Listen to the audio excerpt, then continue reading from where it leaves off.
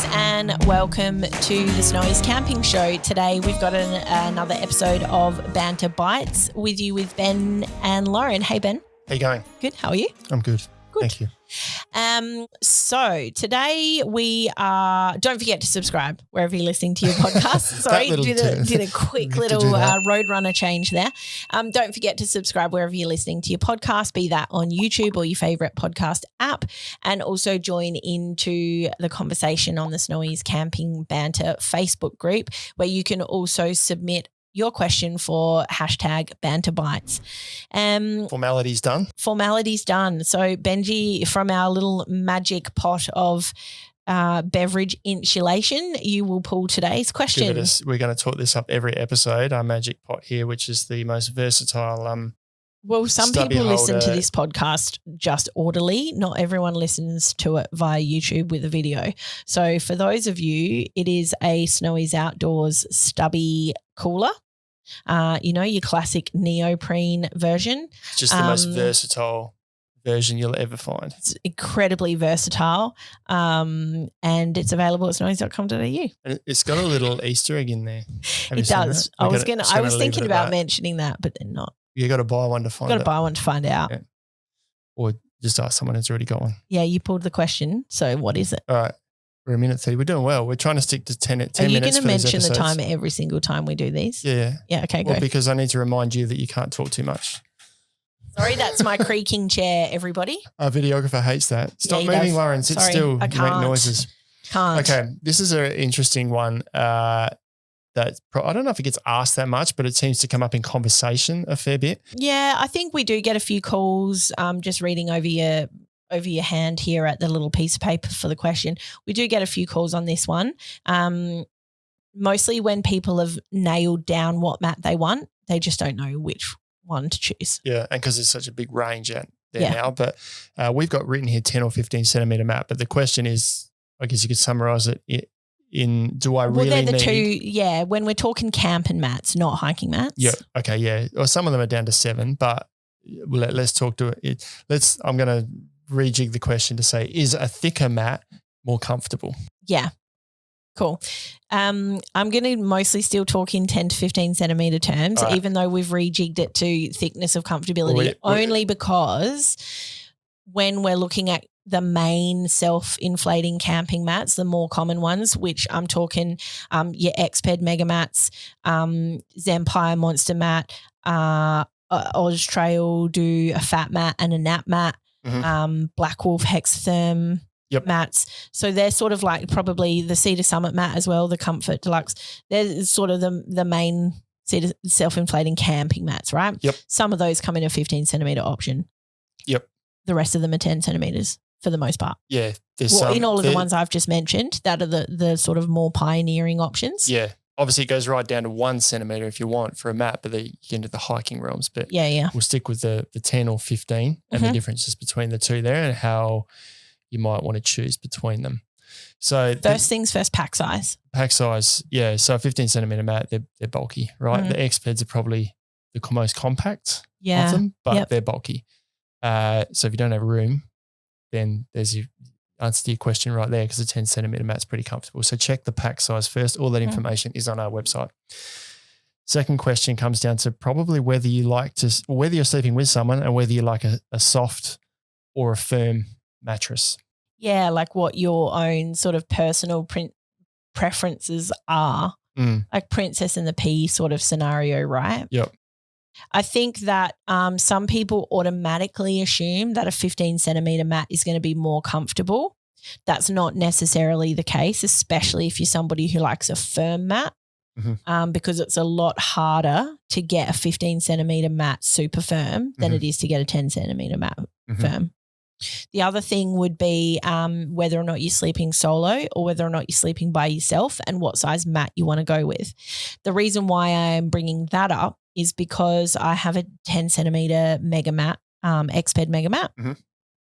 If I sleep on that by myself as a side sleeper, it's not comfortable. If I sleep on it with a partner or one of my kids, it is comfortable, because having the two bodies and the two pressures on the mat really evens out that inflation element of it and keeps it to be the tension across the whole mat really, really nice. So by yourself, do you feel like you sink too far into it? Yeah, because I'm a side sleeper, and so obviously all that sort of pressure is just in that one spot, and there's room for the air because it's a self-inflating mat. It's got foam in it, but it's also air, right? Mm-hmm. There are two components of it. So the air is sort of pushed more to the out air side, whereas when you've got two people on it, the air in both of those is being displaced, so it's even across the whole mat. So if I want to sleep on that by myself, it's not great. If I'm with someone else, it's great. If we just talk a single mat, if someone's looking at a single mat, 10 or 15 centimeters. I think it'd be fine. I've not slept on a single 10 centimeter Exped Mega Mat. Yep. But I think it would be fine because it's a lot narrower. I think the difference is with that duo, because it's so wide, if you're just sleeping on it as one person. So a lot of people are like, oh, I want to get a double mat.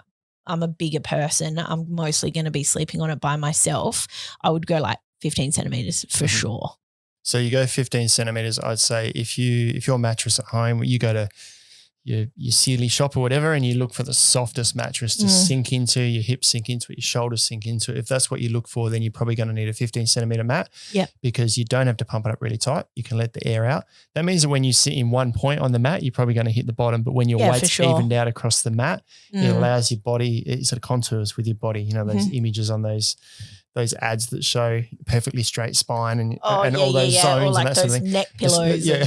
It's not quite like that, but allowing that extra space means that your body sinks into it, so you get a more even sort of sleep. If you like a firm mat, then you probably don't need to go 15 centimeters, firstly, because you've got to pump it up so much more to try and get that firmness in it. And if you're pumping it up that tight, you've got a flat sleeping surface anyway. You're not sinking into it, and you probably don't need to carry the extra bulk of a 15 centimeter mat anyway. Yeah. And a 10 centimeter is going to be fine. And I don't think you could get a 15 centimeter mat as firm as you could a 10 centimeter anyway. Probably not.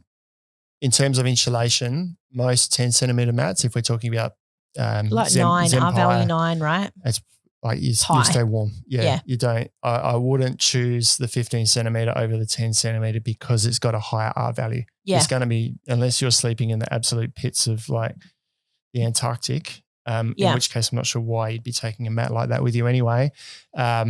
It's not a concern. You're going to be buying 15 centimeters over 10 if you want that adjustability in the height to sink into the mat.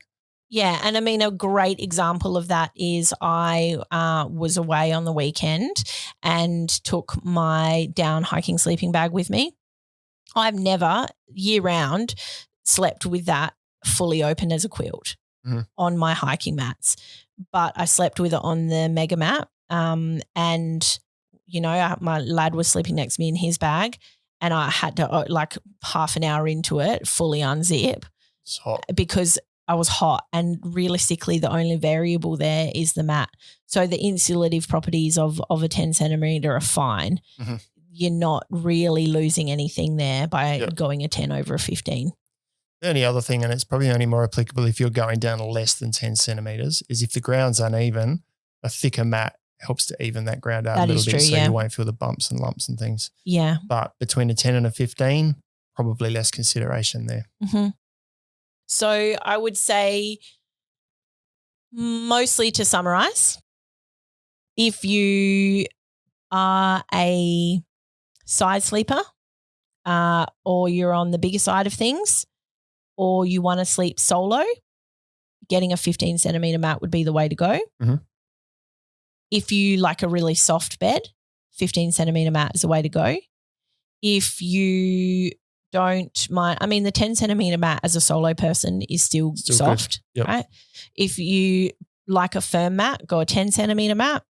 If you're a solo person and you're not a side sleeper, 10 centimeter mat. I'd say 10 centimeter in a double mat as well if you're in a partner or you want to be sharing with another person, and you don't like a soft mat, you like a firmer mat. Cool. Was that concise way of sort of? I'm not sure I would call it concise, but I think it sums it up. There are 7 centimeter versions. Just apply the same sort of rule when you step down from a 7 to a 10 really, but there's not as much difference between a 7 to 10. And I only say that because there are some 7 centimeter versions that are like the 10 centimeter versions that they seem to come and go a little bit. Mm-hmm.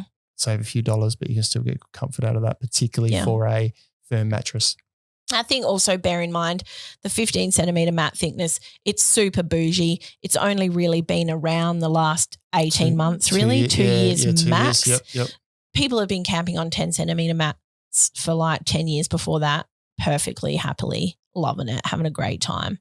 Exped Mega Mat's long been just the go-to, not the cheapest option by any means. Lots of brands out there bringing out similar mats that are really comfortable as well, but Exped's kind of got that pinnacle name in that space with a pinnacle price.